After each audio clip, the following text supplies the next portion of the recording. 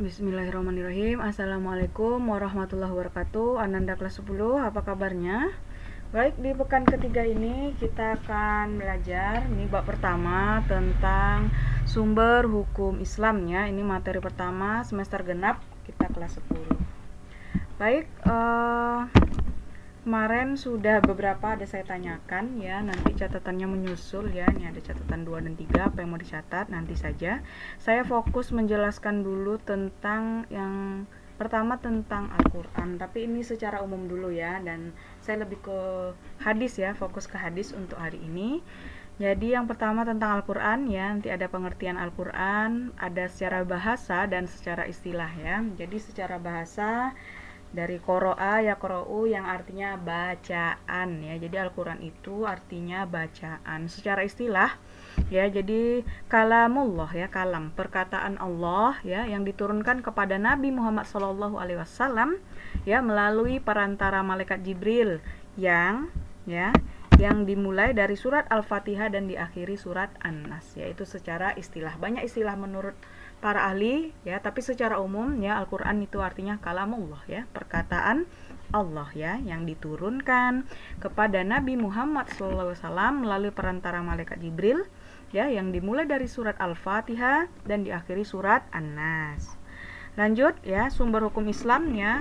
Jadi kedudukannya ini sebagai sumber hukum Islam ya, SHI yang pertama. Baik, lanjut yang kedua, ini tentang hadis ya. Pengertian hadis secara bahasa berarti kabar ya, kabar atau baru.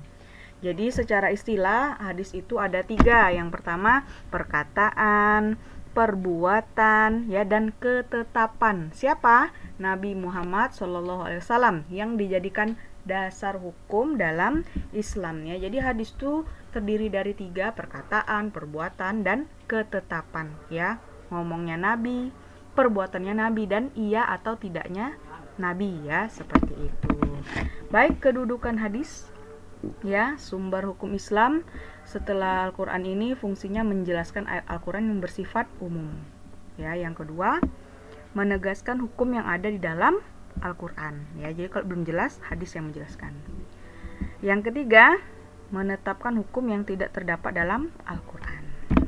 Nah, ini bagian hadis, sanad, matan, dan rawi. Apa itu sanad, nak?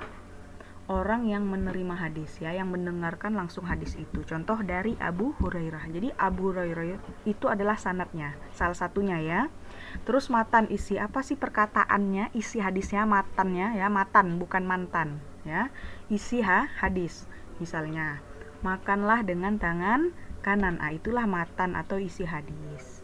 Yang ketiga rawi ya, orang yang meriwayatkan hadis. Di mana kita tahu rawinya? Itu biasanya di akhir ya. Misalnya hadis riwayat Bukhari. Itu berarti rawinya. Siapa saja sih rawi ya? Ada banyak, ada Bukhari, Muslim, An-Nasai, Ahmad, Ibnu Majah ya, hadis riwayat Ibnu Majah misalnya gitu ya. Muttafaqu alaihi, Abu Daud dan lainnya. Lanjut pembagian hadis ya. Jadi hadis ini dibagi-bagi berdasarkan banyaknya sanad ya. Apa tadi sanad ya? Orang yang menerima atau mendengar hadis, berarti berdasarkan kuantitasnya. Jadi terbagi 3. Yang pertama mutawatir, yang kedua masyhur ya, hadis masyhur, atau yang ketiga hadis ahad. Apa itu hadis mutawatir?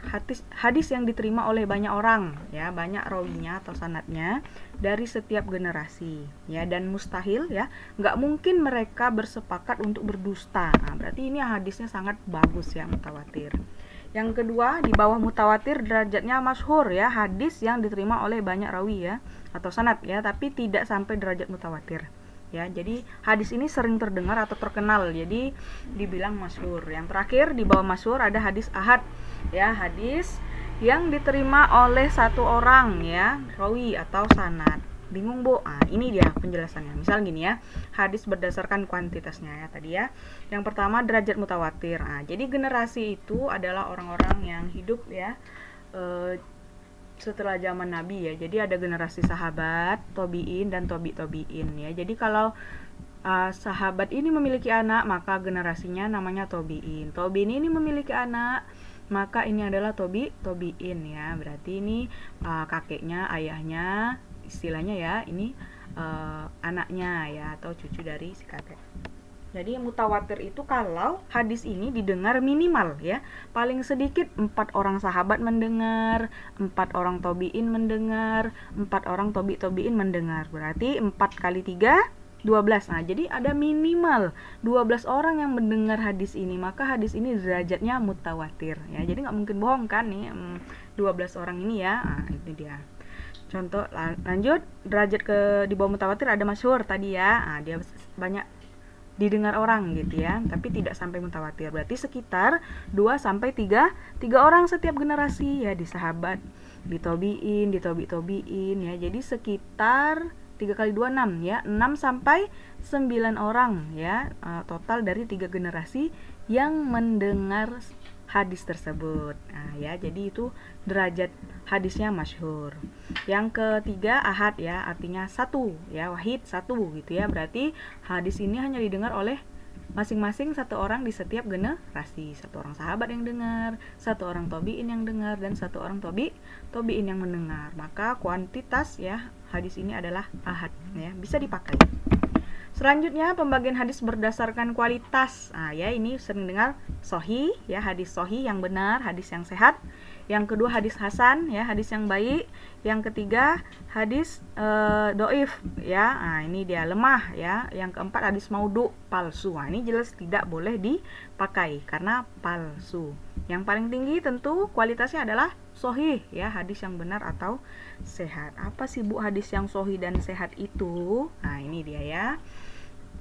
Disimak ya, konsentrasi. Yang pertama hadis sahih artinya sehat atau benar, artinya rawi ya atau sanadnya tadi orangnya adil ya, diriwayatkan oleh orang yang adil ya. Terus orangnya dobit, kuat hafalannya. Nah, ini udah bagus, berarti hadisnya sahih. Lanjut hadis hasan baik ya, artinya orangnya meriwayatkan itu adil tapi dobit ya, kurang kuat hafalannya. Jadi mungkin dia sering lupa. Maka hadis ini statusnya hasan ya. Yang ketiga doif, lemah, artinya orangnya yang meriwayatkan tadi kurang adil dan hafalannya kurang baik ya. Nah, ini dia. Yang terakhir maudhu, jelas ya, berarti orangnya tidak adil dan hafalannya tidak bagus ya, karena hadis maudhu ini berarti bukan dari perkataan Nabi ya. Jadi sahih adalah derajat tertinggi berdasarkan kualitas ya, karena yang meriwayatkan itu orangnya adil ya dan hafalannya bagus. Sebenarnya banyak lagi syaratnya, ada dari sanadnya terputus ya, bersambung nggak orangnya dari generasi ke generasi tadi atau tidak ya. Tapi ini secara umum ya, berdasarkan orangnya dan bagaimana hafalannya ya. Ini dia. Bukan rawi nih ya, berarti ya orang yang meriwayatkan ini ya, orang yang meriwayatkan ini hafalnya bagus atau enggak. Nah, ya ini dia ya. Mungkin itu saja, bisa dicek-cek ya, dibaca lagi. Nah, pembagian hadis ya, ini juga pembagian hadis ya, ini pembagian hadis penjelasannya ya. Ini perawi ya yang sering kita dengar ya, bagian hadis, kedudukan hadis. Nah, ini penting ya. Jadi sumber hukum Islam kedua ini adalah hadis. Mungkin itu saja, bisa di komen ya atau ditanyakan di grup pertanyaannya. Assalamualaikum warahmatullahi wabarakatuh.